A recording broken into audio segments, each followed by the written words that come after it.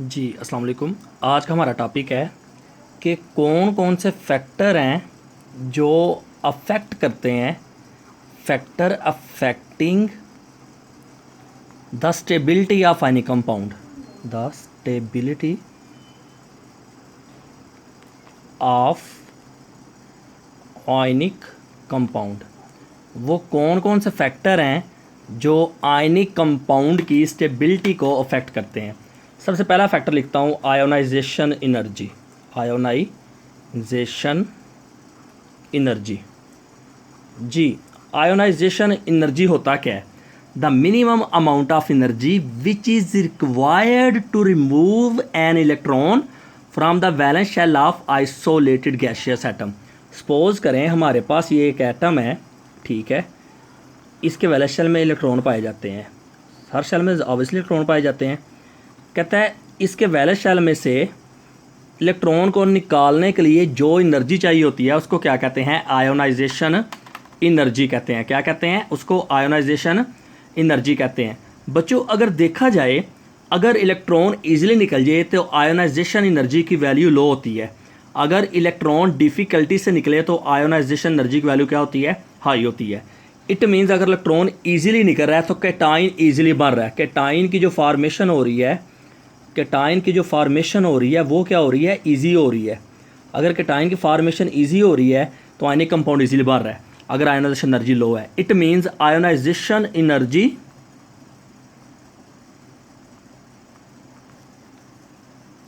और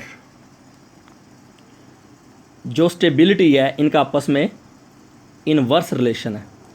जितनी ionisation energy की वैल्यू ज़्यादा होगी उतनी स्टेबिलिटी कम होगी। दूसरा फैक्टर है electron affinity.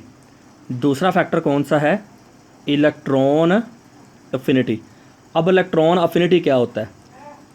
The amount of heat absorb और released when electron is added in the valence shell of isolated gaseous atom. कहता है एनर्जी की वो क्वांटिटी जो अब्जॉर्ब हो या रिलीज हो व्हेन हम क्या करें कि किसी एटम के वैलेंस शेल के अंदर इलेक्ट्रॉन को ऐड करें।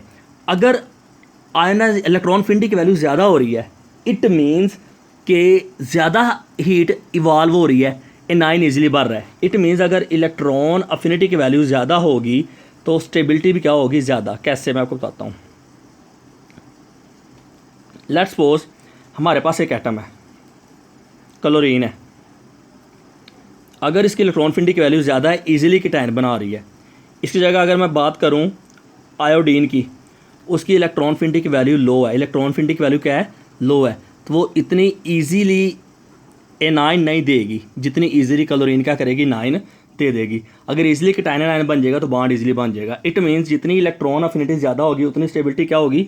ज़्यादा हो गई। अब आ गया लैटिस एनर्जी। थर्ड पॉइंट है लैटिस एनर्जी।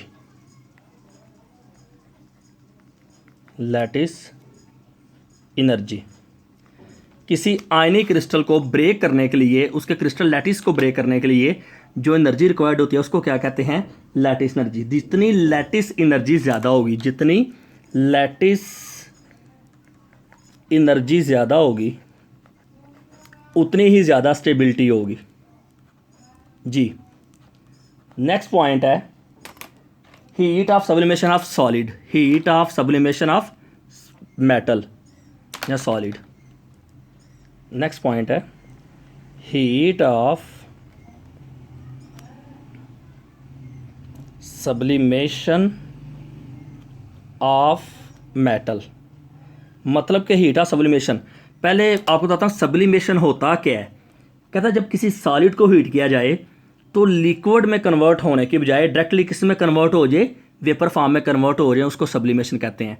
कहता है अगर हमारे पास एक मेटल है, उसकी हीट ऑफ सब्लिमेशन की वैल्यू लो है। अगर उसकी सब्लिमेशन की वैल्यू लो है, सब्लिमेशन, अगर उसकी सब्लिमेशन की वैल्यू लो है, इट मीन्स मेरे बच्चों वो इजीली क्या हो रहा है?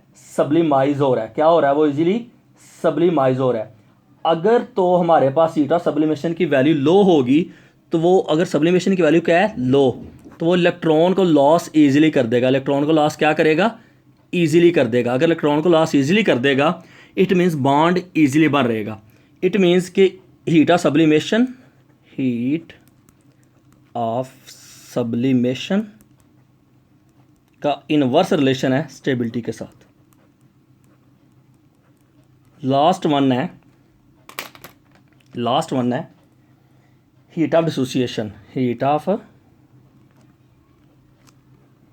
डिसोसिएशन जी बच्चों, हीट ऑफ डिसोसिएशन इसका क्या है? कहते हैं अगर तो हीट ऑफ डिसोसिएशन की वैल्यू स्मॉल होगी, ठीक है, तो उसकी जो स्टेबिलिटी है वो क्या हो जाएगी? ज़्यादा। जितनी डिसोसिएशन की वैल्यू स्मॉल होगी, जितनी कोई क्रिस्टल इजीली ब्रेक हो जाएगा, उतना ही वो जो कंपाउंड है वो क्या हो जाएगा? स्टेबल हो जाएगा। चलें जी, ये था आज का हमारा टॉपिक।